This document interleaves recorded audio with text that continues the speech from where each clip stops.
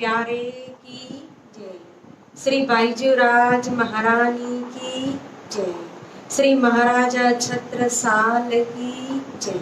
श्री तीनोंपुरी धाम की। मासी आवाज नहीं आ रही, आवाज नहीं आ रही, थोड़ा देखिए।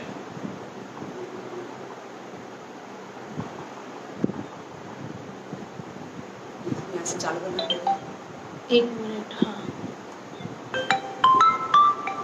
अब आ रही है? हाँ, अब आनी शुरू हुई है। अब आ रही है मास्टर जी की जय। श्री बाईजूराज महारानी की जय। परमहंस श्री चरणदास महाराज आपकी सदा ही जय। प्रथम लागू दो चरण को, धनिये न छोड़ियो खिन, लागे तनी लालिया मेरे जीव के यही जीवन।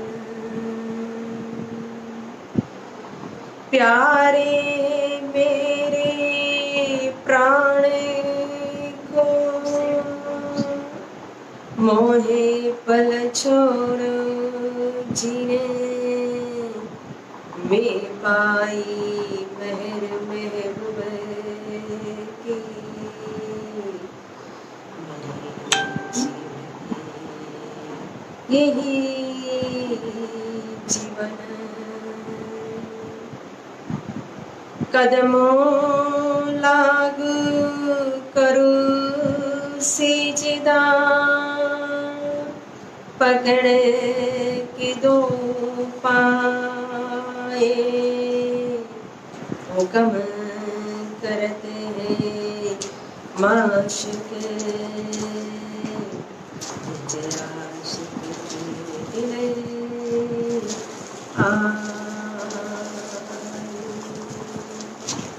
दिल आए, आशिक के दिल आए।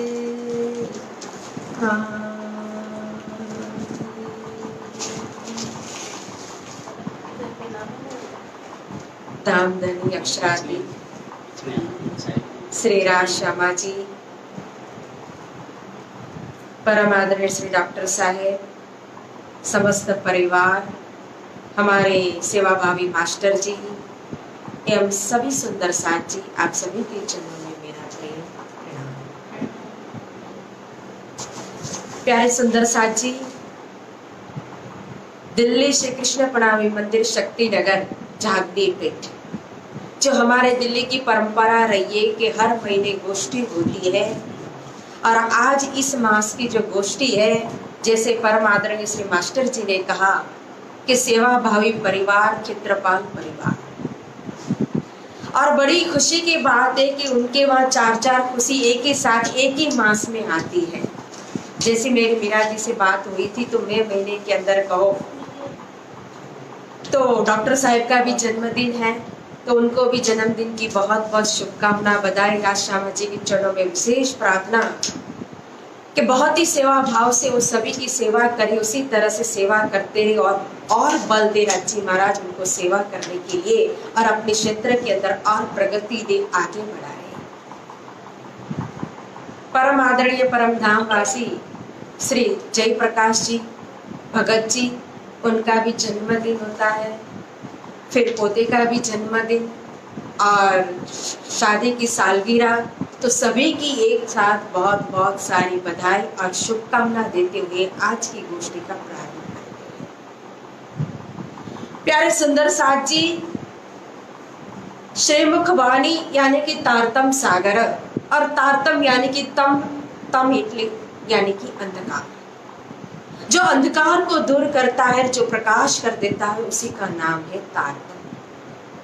जो आत्मा को परमात्मा से जोड़ दे वही है तारतम, जो पूर्ण ब्रह्म परमात्मा की पहचान करा के उस परमात्मा को प्राप्त कराए वही है तारतम।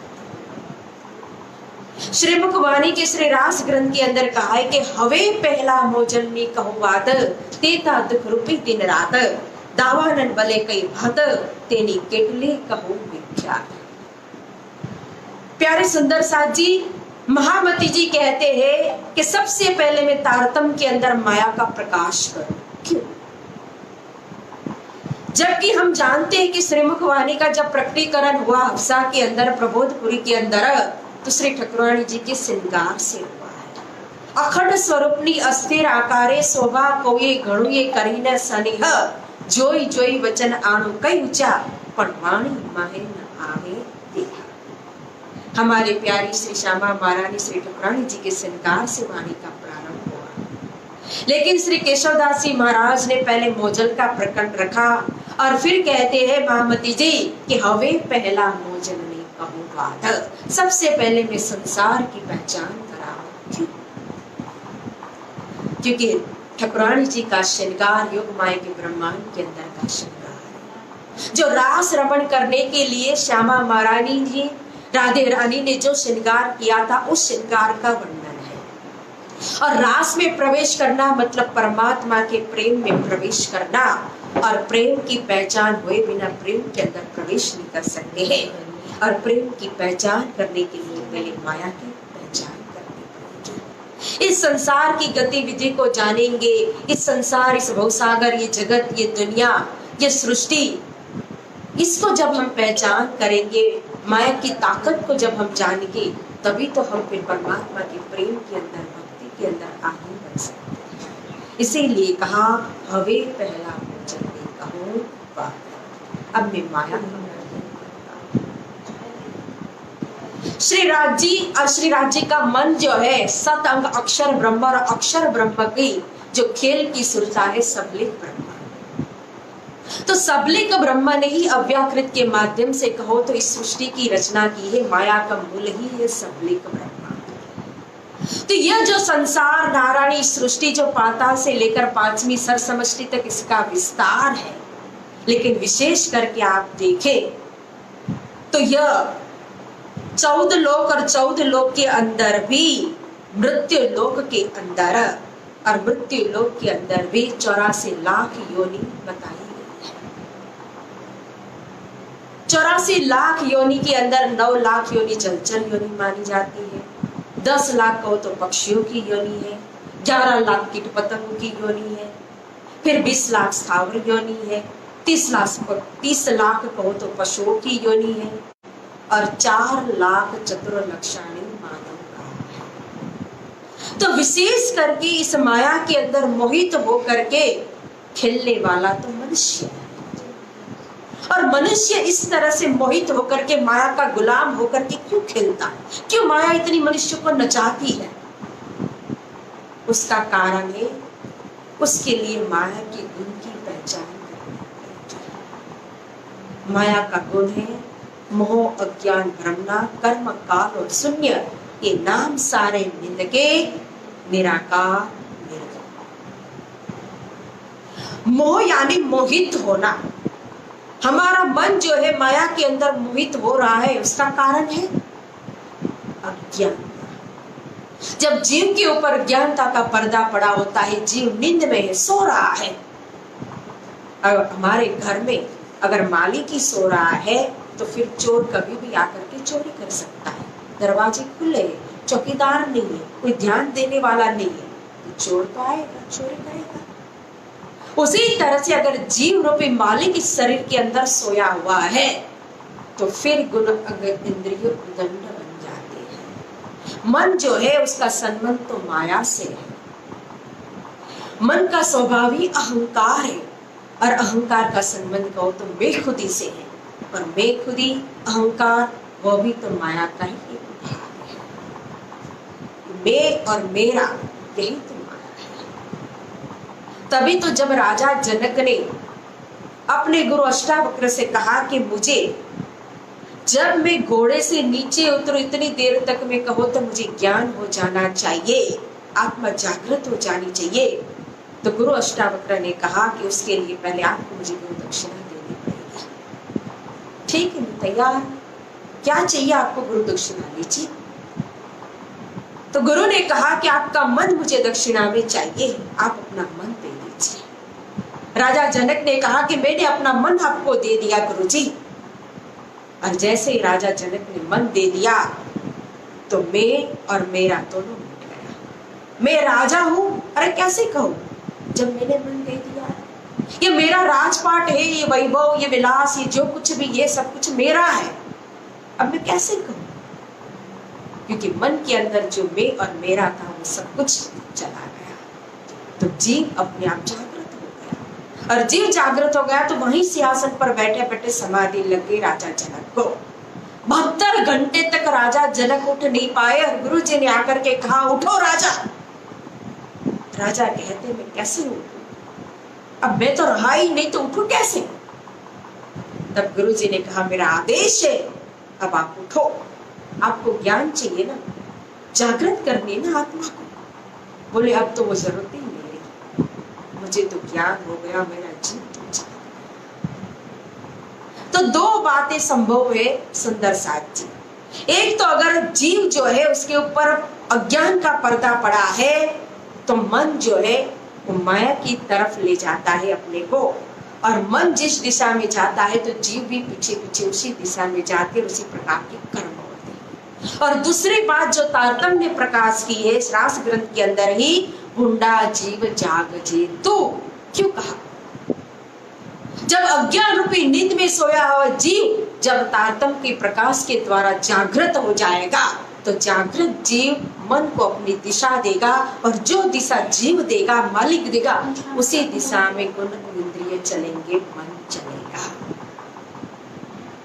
तो इसीलिए अज्ञानता वही माया का गुण हमारे ऊपर अगर प्रभाव करता है तो हम माया में हो जाते हैं, और उसी के कारण तीसरा गुण जो है भ्रम उत्पन्न होता है। संकल्प, विकल्प, भावना, सत्य असत्य, धर्म अधर्म, अच्छा बुरा, कुछ भी हमें विवेचन नहीं रहता है, और हम सही निर्णय नहीं कर पाते हैं, और कभी कभी न करने का कर्म और गुनाह भी कर बैठते हैं। और उसके कारण फिर चौथा गुण आता है कर्म। कहा, जब विवेचन नहीं है मन के अंदर, जीव जागृत नहीं है, तो हमारे कर्म किस लाइन के अंदर जाएंगे। न करने का कर्म भी करेंगे, न खाने का भी खाएंगे, न पीने का भी पिएंगे, न देखने का भी देखेंगे, न सोचने का भी सोचेंगे। इसलिए कर्म अच्छा करने के लिए भी जीव की जागृति जरूरी है। और जब कर्म हमारे सही नहीं होंगे, उसकी दिशा बदल जाएगी, तो काल यानी कि समय, हमें जो भी समय मिला है वो सारा हमारा समय जो है वो जीवन का अमूल्य समय व्यर्थ हो जाएगा। और जब हमारी ये जीवन की यात्रा खत्म होगी, तो उसके बाद हमारे हाथ में आएगा क्या, शून्य। मतलब जब हम जाएंगे तो यहाँ हमने जो नाम प्रतिष्ठा कमाई, या धन कोठी बनाई, या जो कुछ प्राप्त किया, वो कुछ भी नहीं। हम अपने कर्म को लेकर के जाएंगे, अच्छे कर्म, बुरे कर्म, पाप और पुण्य को जीव लेकर के जाता है। और अच्छे कर्म नहीं किए होंगे, सेवा नहीं की होगी, भक्ति नहीं किया होगा, स्मरण नहीं किया होगा, जीव ने जागृत होकर के साधना ध्यान आदि कुछ नहीं किया होगा, तो फिर उसके हाथ में तो शून्य ही रहेगा। वो संसार से क्या लेकर के जाएगा। इसलिए माया की पहचान करना बहुत जरूरी है। अगर कुछ देना है परमात्मा को तो अपना मन दे दीजिए। अगर मन दे दिया परमात्मा को तो स्वयं तारतम्य के प्रकाश को भर करके राज्य महाराज हमारी आत्मा को जागृत कर देंगे, जीव जगा देंगे। अगर हम कुछ भरे होंगे तो फिर वो देंगे क्या। इसलिए कभी भी उनके दरबार में जाए, प्रार्थना करे या हाथ जोड़े तो खाली होकर के वंदना करनी चाहिए, प्रार्थना करनी चाहिए, हाथ जोड़ने चाहिए। अगर हम खुद स्वयं भर करके जाएंगे तो वो हम क्या भरेंगे, क्या देंगे। अगर हम सोचे कि नहीं मैं ज्ञानी हूँ, ज्ञानी बन करके जाऊं, संत बन करके जाऊं, योगी बन करके जाऊं, धनवान बन करके जाऊं, बुद्धिवान बन करके जाऊं, बलवान बन करके जाऊं, तो सब कुछ न कुछ भर करके गए। जब पात्र ही खाली नहीं तो देने वाला पात्र के अंदर देगा कैसे, भरेगा कैसे। इसलिए परमात्मा के आगे कभी भी भर करके नहीं, खाली होकर के शून्य होकर के रहना चाहिए।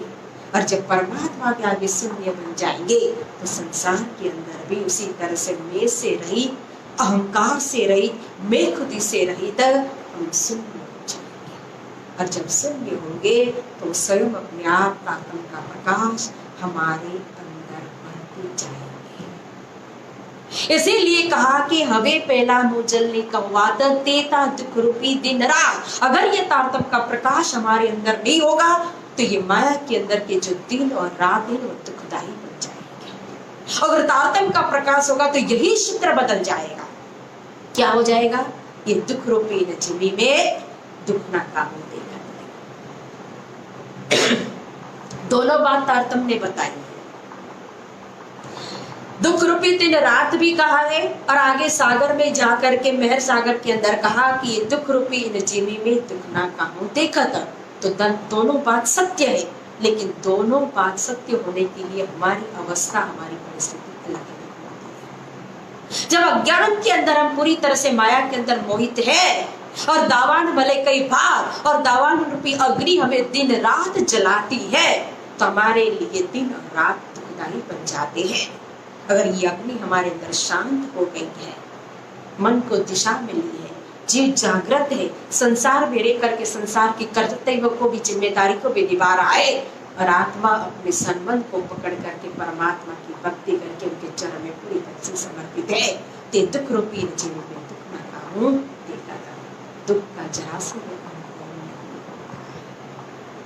जिस दावानल अग्नि की बात इस चौपाई के अंदर की, ये दावानल अग्नि ही माया की लहर है।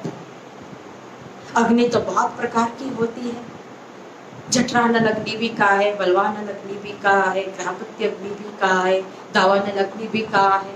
और जाहिर में देखेंगे तो दावानल अग्नि यानी कि वन के अंदर, जंगल के अंदर जब संघर्ष से कोई आग उत्पन्न होती है तो वो आग उत्पन्न होकर के एक वृक्ष से दूसरे वृक्ष से दूसरे से तीसरे और धीरे धीरे सारे वन को खत्म कर देती है, जला करके भस्म कर देती है। लेकिन इस दावानल अग्नि का दृष्टांत देकर के तारतम हमें समझा रहा है कि ये दावानल अग्नि जो है वो हमारे अंदर की, ये शरीर रूपी वन के अंदर जो माया की लहरें जो चलती है, काम, क्रोध, लोभ, ईर्ष्या, द्वेष, छल, कपट, मान, बड़ाई, प्रतिष्ठा, ये माया की लहरें जो है ना, यही दावानल अग्नि है।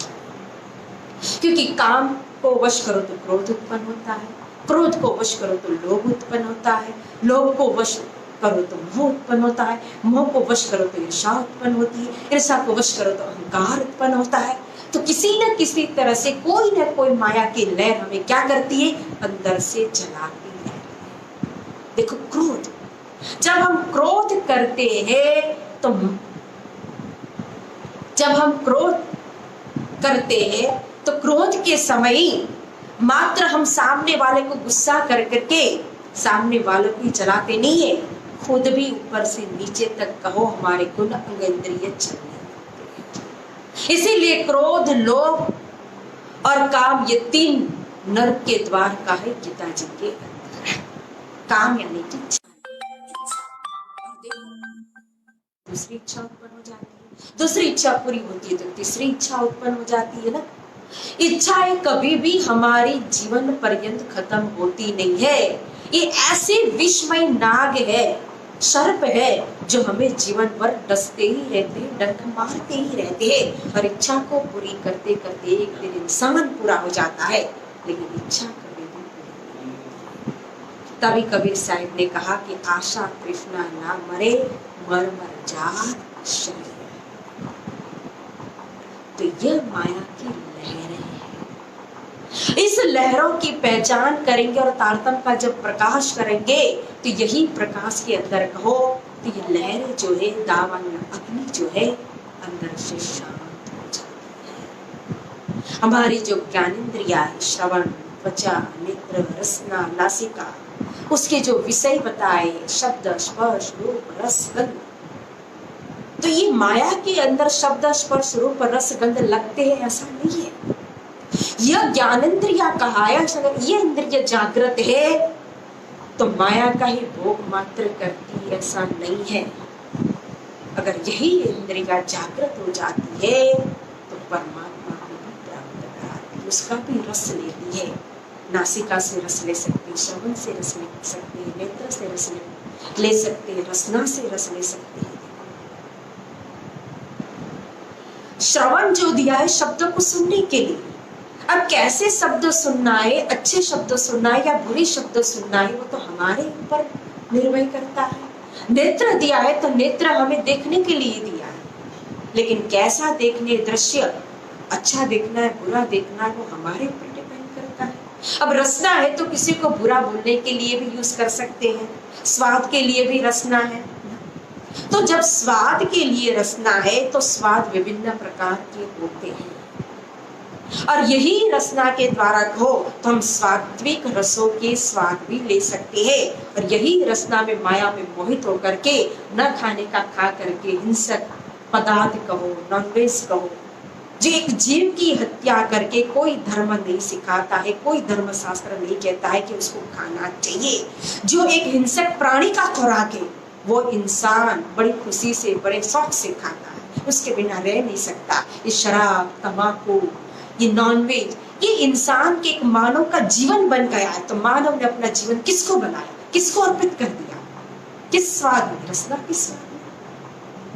इसी से कहो तो आप सात्विक फल फ्रूट जो भी है सब्जी, उसका भी तो स्वाद ले सकते हैं, चरणामृत का भी स्वाद ले सकते हैं। आज मीराबाई के पास जब राणा ने जेर का कटोरा ला करके दिया और कहा कि ये कृष्ण जी का चरणामृत है, तो मीरा को पता है कि ये चरणामृत नहीं, ये इसके अंदर विष मिला हुआ है, लेकिन इसको चरणामृत करके कहा है तो मेरे लिए तो ये चरणामृत ही है। जब मीरा ने उसको चरणामृत करके उसका स्वाद लिया तो विष भी कहो तो चरणामृत बन गया, अमृत बन गया। तो उसका अपना स्वाद था मीरा का, रसना का। तो वैसा अपना स्वाद होता है रसना का।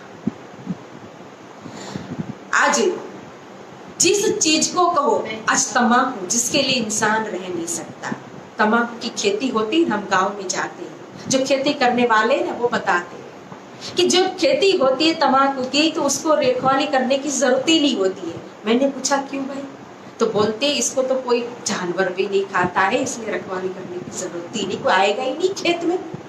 तो सोचो जिस खेत के अंदर खाने के लिए जानवर भी प्रवेश नहीं कर सकते हैं, उसको जानवर भी नहीं खाते हैं, उसको इंसान खाते, तो खाने वाले क्या इंसान कहलाने के लायक है? वो क्या मानवी है?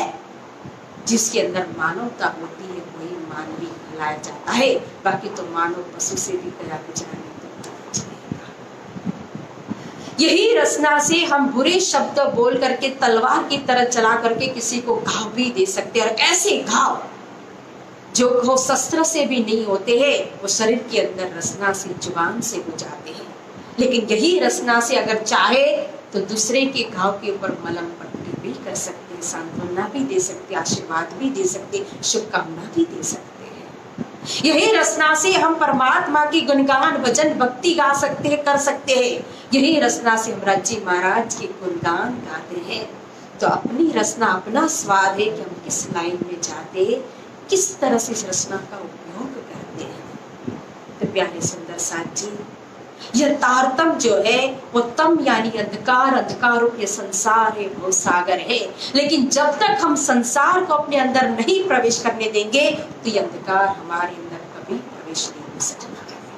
एक नाव जो नदी में चलती है, तो जब वो नाव पानी के ऊपर चलती है तो नाव जो है वो तर जाती है, लेकिन जब पानी उस नाव के अंदर प्रवेश हो जाता है तो नाव कभी भी तर नहीं सकती, वो नाव डूब जाती है।